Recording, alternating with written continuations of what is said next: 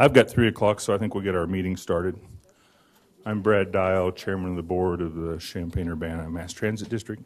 It's Wednesday, December 12th, 2018. It's 3 o'clock, and we'll ask for the call to order for our meeting. And I'll ask the Secretary for a roll call. Barnes. Here. Bauer. Here. Chaplin. Here. Cho. Farron. Present. Hannon. Present. Dial. Present. Quorum is present. Thank you. Our next item is our approval of our agenda for today's meeting. If you'd review it, ask for a motion in a second. I move the agenda be approved as distributed. Second. It's been moved and seconded to approve the agenda for today's meeting. All in favor, say aye. Aye. Opposed? That motion carries. Next item of business is a public hearing on the general tax levy ordinance for 2018. Primary purpose of this public hearing is to provide an opportunity for public input on the general tax levy ordinance for the Champaign-Urbana Mass Transit District for the fiscal year beginning July 1st, 2018 and ending on June 30th, 2019. Notice of the proposed tax increase for the Champaign-Urbana Mass Transit District appeared as a black box bordered notice in the News Gazette on November 30th, 2018. And beginning on November 30th, 2018, the proposed tax levy was posted on the district's website at www.cumtd.com under the Financial Documents tab for public review. Are there any comments from the public on the proposed tax levy? If so, please approach the podium, state your name and address.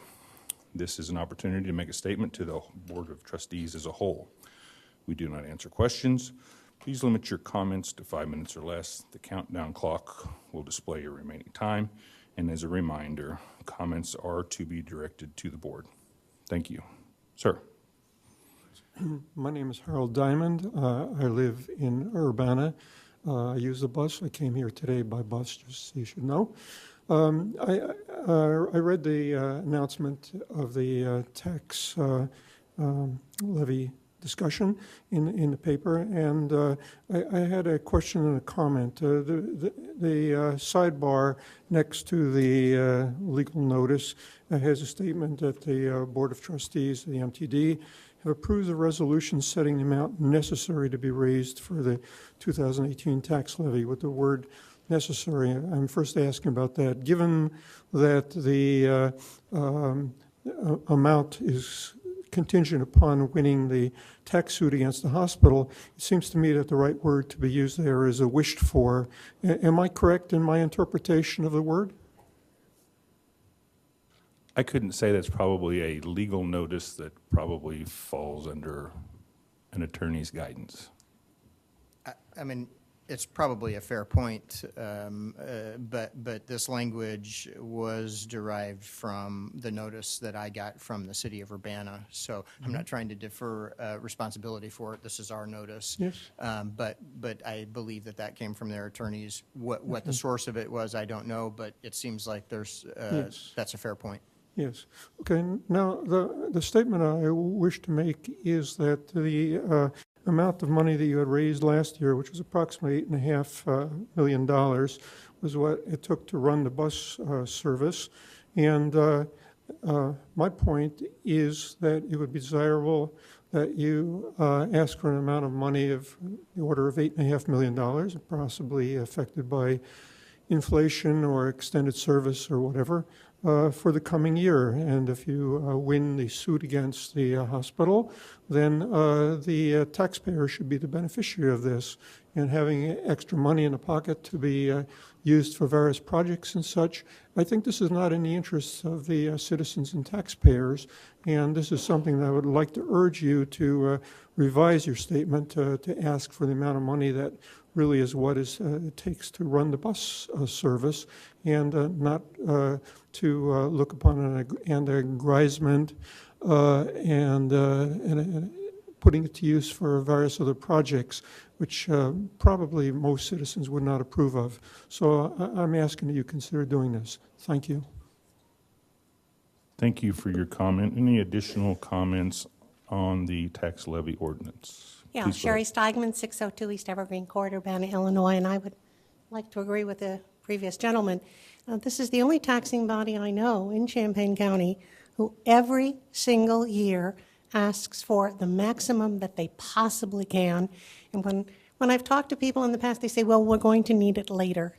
We have to save it up for later. And I would hope you would just reconsider, as he said, the philosophy of that for the taxpayer. Thank you. Thank you. Any additional comment on this item?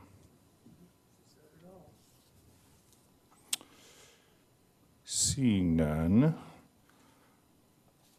if there are no more additional comments, I declare this public hearing on the general tax levy ordinance for the Champaign-Urbana Mass Transit District for fiscal year 2019 closed. Our next item is audience participation. Is there anyone in the audience that would like to address the board on any other topics? Please approach the podium, state your name and address. This is an opportunity to make a statement to the Board of Trustees as a whole. I'm still Sherry Steigman at 602 East I'm not Evergreen done Court. yet. Oh, I'm sorry. We do not answer questions. Please limit your comments to 5 minutes or less. The countdown clock will display your remaining time. And again, comments are to be directed to the board. Ms. Steigman. Yes, I've asked this question of individual board members, and they haven't been able to answer me, so I'll ask a question, and maybe at some point in the future, someone will be able to answer the question. To what extent, monetarily, does the MTD sponsor nonprofits? I go to many events at the university and in the community, and I see, thank you, MTD, for your sponsorship. Thank you, MTD, for your sponsorship.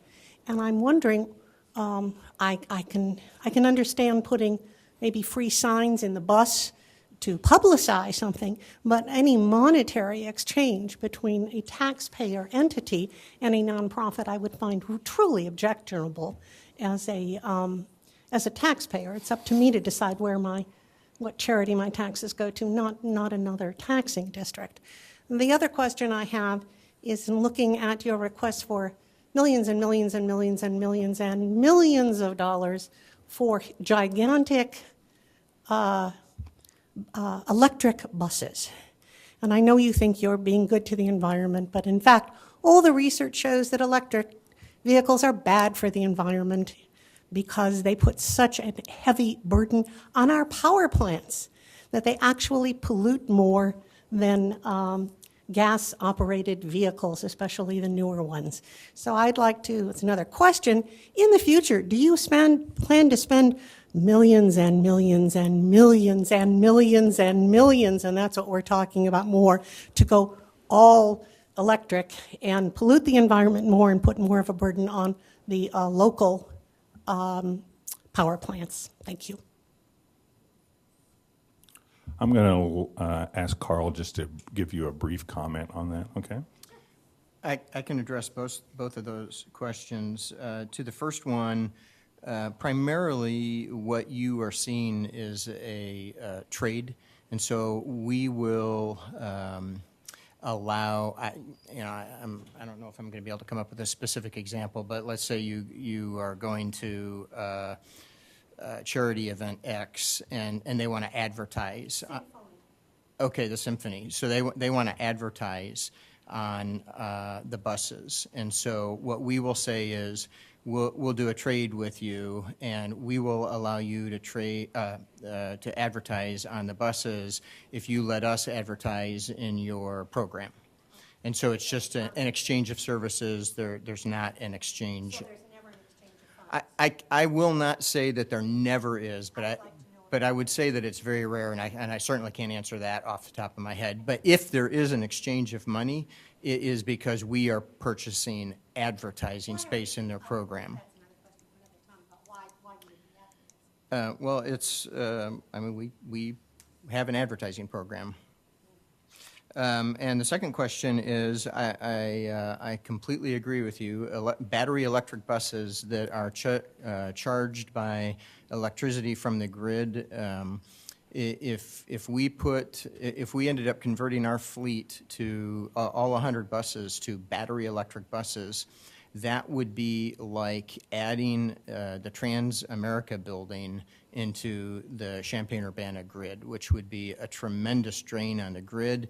And our grid is fed primarily through the burning of Illinois coal, which is very, very dirty coal and not good for the environment. So if that were what we were doing, you would be absolutely correct. But fortunately, that's not what we're doing. We're actually buying hydrogen fuel cell electric buses, and we are producing the hydrogen on site at our facility. Not yet, we will when the project is complete. And we are, the energy that is producing the energy will, the energy that is producing the hydrogen is derived from renewable energy sources like solar panels and renewable sources like that, burning of renewable gas from the sanitary district, things like that. So it is truly from wheel to well a zero emission bus during its entire lifespan. And the additional cost of solar and wind and whatever, I thought for the little difference it's going to make in the air, the cost that this body is putting forward for these things is jaw-dropping to the public. Well, I know you think the trade-off is worth it, perhaps taxpayers. I do, and buses are expensive, and these are more expensive than those, but the cost is coming down. Well, And in addition to that, as transit systems all across the country are purchasing vehicles that have alternative forms of power, we're getting closer and closer to the time where the single diesel engine manufacturer, Cummins, probably won't be offering diesel engines for buses anymore, and so at that point we'll be painted in a corner and be in scramble mode. This way we at least can spread the cost over years so that we're prepared for that point. Any additional public comment? Mark Thompson here, Champaign County. And to answer your question, you should do research on UN Agenda 21. Have you ever heard of that? Oh, yeah. Well, that's what this is about. Just so you know, that's what it's about. That's the root cause of it. But I'm not here to talk about UN Agenda 21 or 2030 today. I'm here to talk about my friend who now fits in a box. Sam died. 3 years of suffering that you guys cannot imagine. And now he's dead. If I had an agenda, it'd probably be to say to instill the fear of the Lord in you guys, because you really should. But for that to happen, you'd have to believe in the Lord. And I'm not sure how many people here do, given what transpired in the last 3.5 years. I'd also like to instill the fear of the reality that the statute of limitations on the crime of fraud is 5 years. I suspect within that time frame, I'll find an attorney who's on the side of truth and justice. The evidence is not going away. In fact, I'll be publishing it on a website for Sam Huntington. So our community can find out exactly what's transpired through the MTD and their attorneys, because they're actually guilty of fraud on the court. And they're probably going to get spanked for it. I'll be filing charges against them. They lied to the court, just like the female driver's report that was submitted by management here was a total fabrication. That's the crime. That's the fraud. And it's verified by the one neutral witness to this whole debacle. So I'm going to put that in a nice website so our community will have access to all the information, the evidence that shows exactly who's on the right side of truth and justice, so they'll have a better idea of what the MTD actually stands for and what their culture is like, so they can comprehend that these tax levies are just a way to strip the average citizen of more of their money. Perhaps a website that shows empty buses. I went to the hospital every day last month for Sam. A lot of buses go down Lincoln and go in front of that hospital. Once in a while, you'll see a full one pulling people from that apartment complex, but generally it's 2 people, 1 person, 3 people.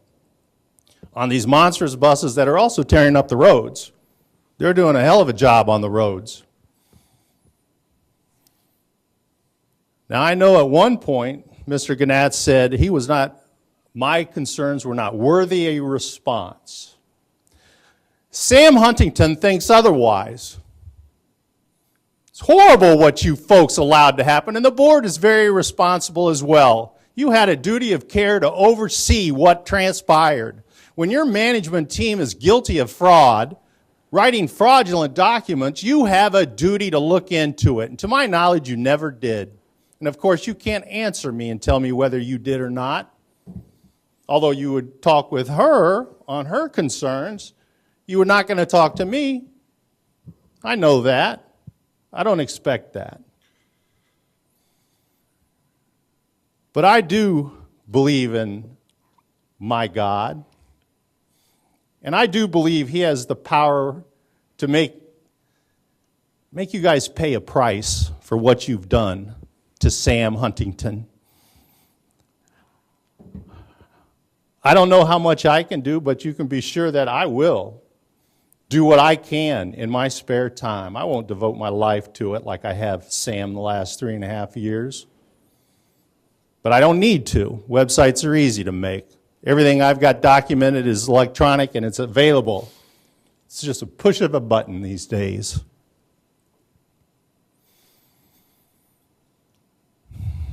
You just can't imagine what that man went through. I put him on hospice on a Friday. I could speak to him on Saturday, although his pain cycle was running about 30 seconds and it was horrible. They took him to the nursing home on the stipulation that he would go on hospice. They wouldn't take him back unless he was on hospice because he was such a basket case of pain. I saw him Sunday. That was his birthday. He turned 67 on Sunday. He couldn't enjoy it. He was under the influence of morphine. I was with him on Monday morning when he died. Again, under the influence of morphine. And management, anybody involved in the cover-up, the fraudulent document, I hope you really understand the crime that was committed, and I hope that we have the opportunity to find out exactly who it was before this is over with. Vengeance is mine, saith the Lord. Can't look at me, can you, Carl? Say goodbye to Sam. Thank you. Any other comment for the board at this time? Seeing none, we'll move on to our next agenda item, which will be our approval of our board minutes from October 31st of 2018. Take a moment to review those minutes, and I'll ask for a motion in a second. I move the minutes be approved as distributed. Second.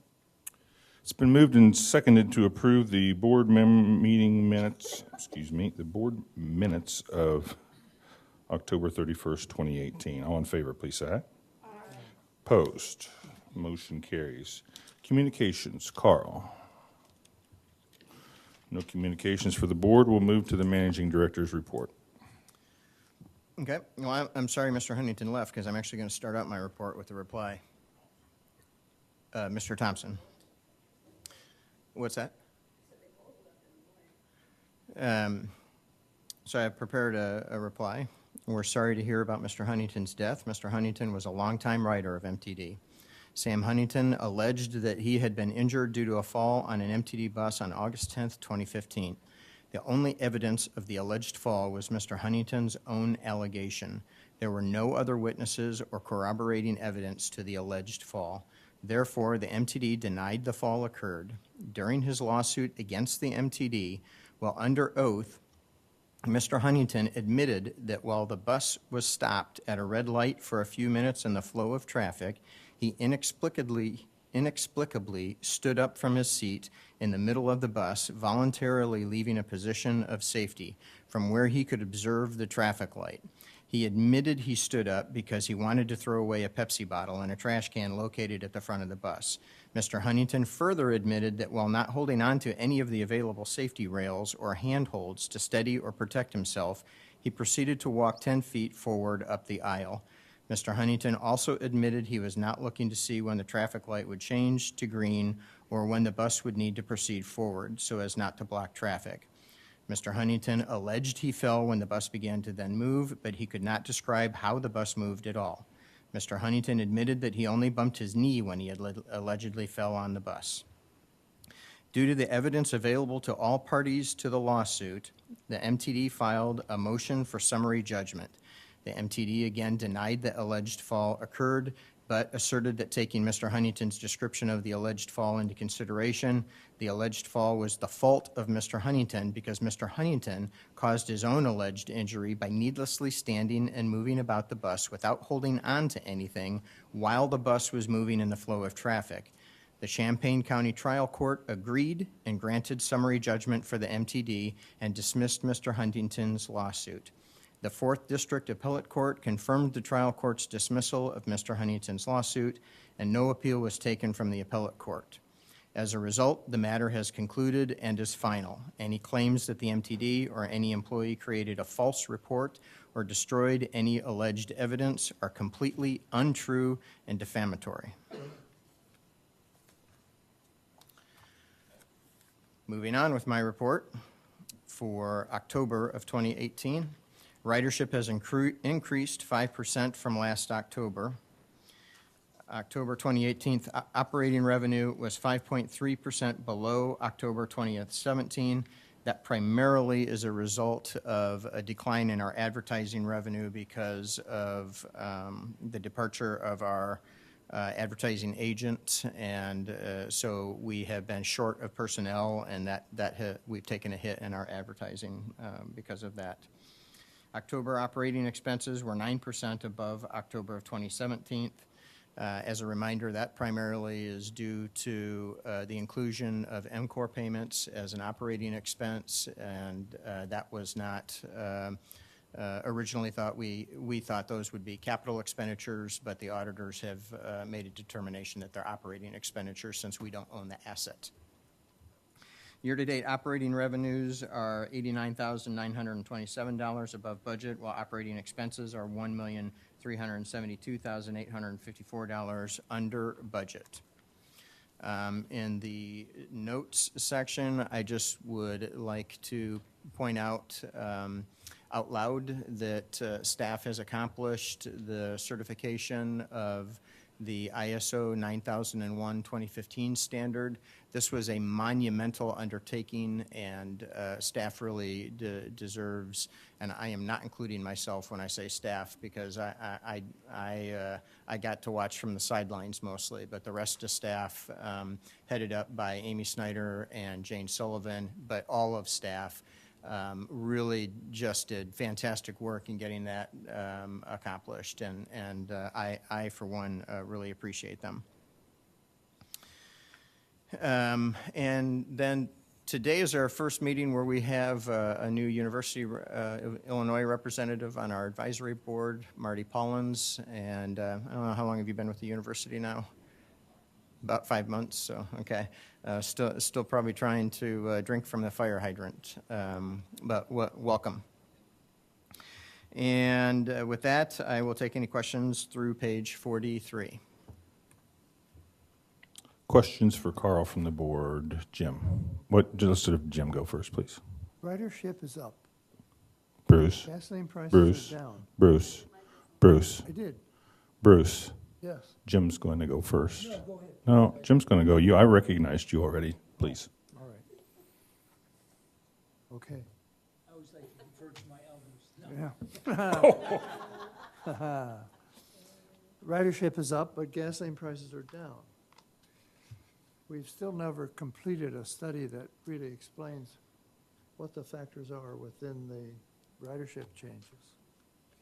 Well, like I said in my notes, primarily the increase is outside of the change in the number of weekdays, which is our heaviest ridership day. The largest increase in ridership so far this year, which we've been up every month this fiscal year, but that can be attributed to the fact that Green Street is back open again, and the White Street reroutes didn't impact us to the same degree that Green Street did. So the caveat to this is we're seeing increased ridership with Green Street open, but next year Wright Street will be closed due to MCOR, and we will be rerouted. And I'm telling you right now, we will see a ridership decline, and it will be significant because the Wright Street reroutes are even will be more difficult for our riders to accommodate than the Green Street reroutes. And so the reroutes are pushed out to 4th Street, and that is going to have a major impact on our ridership. But it will recover over time once Wright Street is back in operation. So we just need to steel ourselves for that and understand that that's natural for that to occur. Jim? A couple of things. You commented about the decline in revenue and the increase in expenses, you know, and then you had, Carl, the reasons. But I've been tracking of the last 12 reporting periods, 11 out of 12, comparison from 17, have increased the expenses, and 8 out of 12 on the revenue side have decreased. Are we becoming a trend here? Any concern? I mean, at 1 month or 2 months or a quarter, but now we have a full year, and I haven't gone back farther than that, but Yeah, I mean, would be concerned. And I'd like to see some evidence of controlling costs and pushing up revenues. yeah, we got hit with a couple of things on the revenue side. And so this advertising is one thing, and we need to get a handle on that. And that has been a struggle while we're short-staffed. We're considering, I was just having a conversation with Lisa, our communications director, today, this afternoon, about possibly turning that over to an agency to help us with advertising. That's something that we'll take a look at and see if that works financially, because you have to pay the agency money, and so that eats up part of the revenue. So you know, you have to do an analysis to make sure that the revenue, the advertising sales will increase enough to pay for the cost of an agency. But we need to get a handle on that. You're absolutely right. The other revenue hit that we took is when Carl took their information technology department out of our administrative building and moved out to Carl at the Fields. That was over $250,000 a year in revenue, just in of itself, and that's a big hit on our revenue and is a big piece of that percentage. We are trying to get that leased out again, and so we're working on it. The market isn't the most favorable for leasing space right now. There's a lot of empty space. Carl moved a lot of their departments that were in a variety of locations and consolidated into one location. And this is not a value judgment. It's just that's what they did, and that created a lot of new space in the community. And so it's there's a lot of surplus right now, and it's a leasor's market.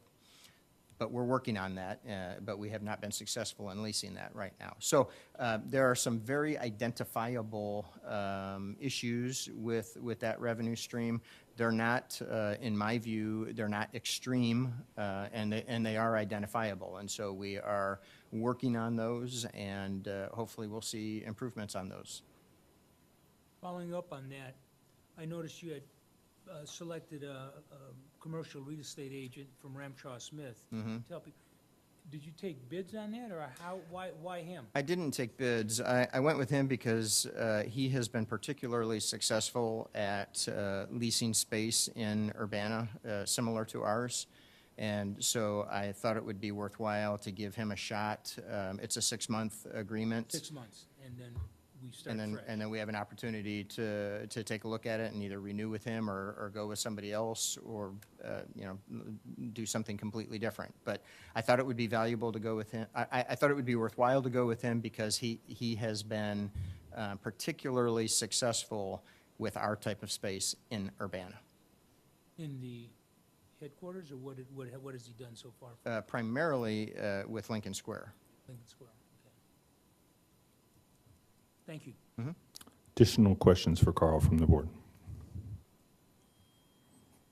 Seeing none, we'll move on to our next agenda item, which is our first action item, which is Ordinance 2018-3, the General Tax Levy Ordinance for 2018. That's on page 44 of your packet. As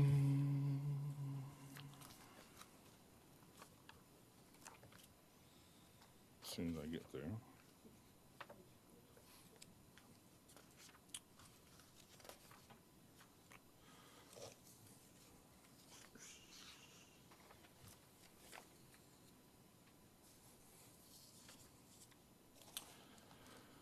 We're going to be acting on Ordinance 2018-3. That's the General Tax Levy Ordinance, the Champaign-Urbana Mass Transit District for fiscal year beginning July 1st, 2018 and ending June 30th, 2019. I'll ask for a motion and a second on this item to open discussion. I move that ordinance number 2018-3 be approved.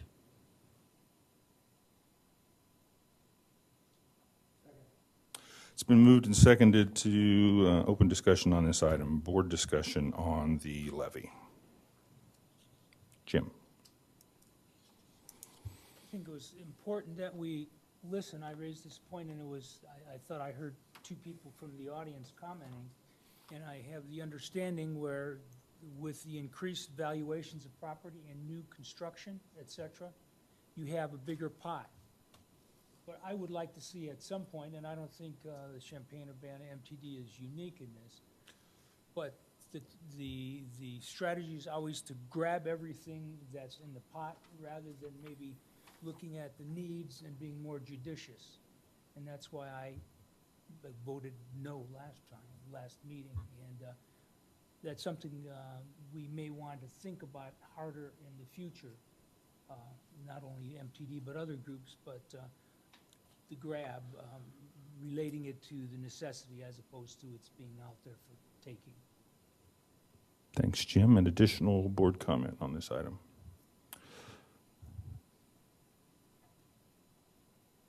Dick, I see you fiddling with your mic. No? You're thinking? I was just going to say that to me and a lot of the general public, this whole levy thing is a very complicated issue, and my limited understanding is that the rate that each taxpayer pays has been very close to flat for the last few years. At least that's what I was informed about. Any other comment from the board before I comment? Okay. You're correct, Dick. The rate has stayed very similar. The levy and the rate aren't in lockstep. The levy is essentially, as we put it in the past, it's a bucket. It's a potential collection of funds that will be based on the assessment of the community. We don't know what that assessment is. We only have an estimate, and the only way that we can estimate that we'll be able to basically catch the available funds is to set the levy high enough that we think it will encompass all that. Due to tax caps in this community, most communities except for Champaign, and I'm not sure if Urbana is home rule, those two communities aren't subject to tax caps, but all the other taxing districts in the county are. So you have to take some strategies to be able to not necessarily overcome that, but make the most of the taxes that are available based on the tax cap system. I've got in front of me the tax levy ordinance for the Village of Savoy their tax levy was a 62% increase. They just have an arbitrary number, which our number isn't necessarily an arbitrary number. It's a number that they've done some math and tried to figure out about where we need to be. But at the end of the day, we're not going to determine what that number is. The county's going to determine that number. And all we're doing is trying to basically make sure that we're not missing. I don't want to say we're missing out on anything, but we only have one opportunity when if those new properties come on the tax rolls, the hospital, we only have a opportunity to bring those in because we're limited by the tax caps. So I think it's actually our obligation to do the right thing. I don't think we're hurting anybody by doing it this way, because at the end of the day, we're not going to set the tax rate. The county's going to set the tax rate.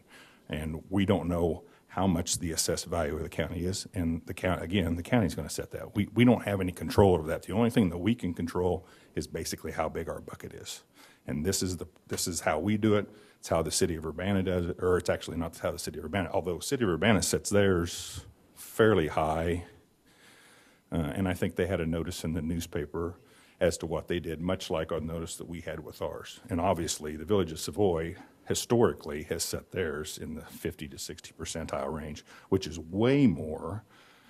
You know, they said their taxes were 2.39 million, and they're setting, or their actual taxes were 1.4, and their levy is for 2.3. So they're almost doubling what they're anticipating. So, you know, I don't think that this is anything that's out of line. I think this is just a strategy that we have to use due to the tax caps. Any other board comment? Seeing none, I'll ask for a roll call on this item. Barnes? Yes. Bauer? Yes. Chaplin? Yes. Farron? No. Hannon? Yes. Dial. Yes, motion carries. Our next item is the Mass Transit District Master Bus Shelter Agreement with the City of Urbana. Carl. On the whole, this is very, very similar to the agreement that you recently passed for the City of Champaign and the University of Illinois. There are some minor alterations to this in terms of some data sharing and that kind of thing, but on the whole, it's the same agreement. The City of Champaign has approved theirs, and so that agreement is completed, and the university is still processing theirs, so I hope to be able to complete that soon. This then is Urbana's, and I'm told that it will go to council in January. I don't remember the exact date. I don't know if you do. It was toward the end of January that it'll be on the council agenda. Questions for Carl on this item? Seeing none, I'll ask for a motion in a second. I move we approve this agreement. It's been moved and seconded to approve the MTD Master Bus Shelter Agreement with the City of Urbana. All in favor, please say aye. Aye. Opposed? Motion carries. Our next action item is the Nelson-Nygaard Route Analysis Contract. You handling that, Carl? At long last, we are bringing to you an agreement for approval for a consultant to do the route analysis. We've been talking about this for many years. We've gone through several different iterations and a very, very lengthy grant execution process with the Illinois Department of Transportation. But that's all in a rearview mirror now, and we can move forward with this. The group that did the evaluation of the proposals did an exhaustive review of the proposals and invited 3 of the top-ranked consultants to come in and give in-person presentations. And then I also sat in on those presentations, and they were all good. 2 of them rose to the very, very tippy top, and the difference between those 2 is just sliver thin. But we think that it makes sense we're asking for your approval to sign the agreement with the top ranked, which also happens to be the lowest cost consultant. So it really, that worked out very, very well. Questions for Carl on this item from the board? Jim? On the committee, is it appropriate to have a board member on that evaluating committee or not? Generally, we have not included a board member. I mean, I don't think there's any statute or anything that says that couldn't happen, but you could have, we have had evaluation committees before on other types of work where we've asked staff members from the city of Champaign and the city of Urbana to be on the review committee and that kind of thing. This one was just the planning department and procurement department, I think. Is that everybody? But yeah, I mean, we have some flexibility there. That'd be something to think about in the future on a committee like that. At least offer the opportunity for someone perhaps from the service committee, which would be the most appropriate. Yeah, I don't know. I guess now that I'm thinking about it, we probably would need to defer to Fred. I don't know if that creates any kind of conflict, since you would be, say, I can't be on the evaluation committee because I'm the one who makes the final proposal to you, and so I might disagree with the evaluation committee, or if there's a protest from one of the other vendors, then I have to manage that protest. And similar, now that I'm thinking about it, you're actually approving the agreement, so I think that would prevent you from being on the evaluation That's committee. what was my question, Yeah, yeah. because Sometimes I'm slow and I just have to work my way there. I assume, I wasn't sure, but. But that's a So- good question, Jim. So Carl gave the appropriate legal opinion, too. He got around to it. Any other, Margaret? One of the things that, in fact, I'd already mentioned this to Carla, that there's no timeline in this proposal, and I don't recall seeing sort of the date when the thing is supposed to be delivered. Is that in here somewhere? I don't think it is in this. I do know that in our conversation with the groups during their presentations that we were talking about roughly 18 months for all of them. Okay. Do they have their own timeline? Could we get a copy? Yes, we can give you a copy of the timeline. I'll also just mention, we still have to receive approval from IDOT. Okay. Yeah. So to give yes, you a date- I thought that- your approval doesn't actually start the timeline. We have concurrence from IDOT, but we don't have. Concurrence isn't the same as approval. So Uh, IDOT says, okay, and then they can say no. IDOT gives us concurrence to release the RFP to accept proposals, and once we decide on a contract to award, they then have to give another concurrence on that award. Okay. It's complicated. Strange, but that's government. Yes. Additional questions or comment on this item? And for those folks that are in our crowd, we've been working on this. The Board of Trustees asked for this in April of 2016.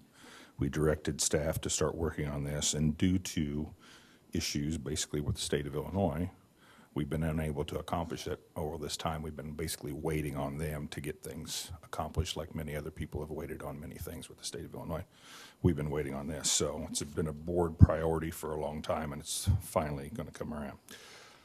Additional board comment? Seeing none, I'll ask for a motion and second on this item. I move we accept this proposal. Second.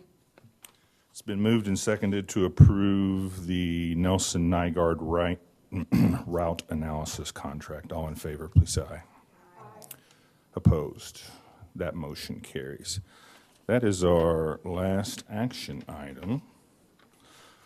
Our next item is our next regular Board of Trustees meeting will be Wednesday, January 30th, 2019 at 3 o'clock right here in the Champaign City Council chambers. Margaret and I are up for renewal on the board, and we do not know what our status is, so this may be our last meeting, and if so, I've had a great time on the board, and I'm sure Margaret has too. Margaret, would you like to say anything? Yes, I think I've really enjoyed it. I love learning about transit. It's a whole new world, and I have just been incredibly impressed by the quality of the staff and the people at the district. I mean, we have got a superlative bunch of people working there, from, Carl down to the lowliest operator or part-time person or whatever. It's just been an eye-opener. So I enjoyed working with all of you. Well, we did. We both reapplied, and there are numerous candidates, or a number of candidates, it sounds like. So we don't know what the status is of that yet. So I'm sure we'll find out in the next, let's say, next Tuesday. I think the county board may take some action on that. So we'll know then. We may be back. We may not. Regardless, it's been great, and we've both enjoyed serving with all of you if we're not back here, and working with staff, and are thankful for the work that they do in the community. Anything else for the board? Dick? Yes, if you board members have not turned in your evaluations of our managing director, please do so with me after the meeting is over. And Bruce and I will compile those. We'll be meeting with Carl next week, the next step of the process. Thank you, Dick. Anything else? We are adjourned. Thank you.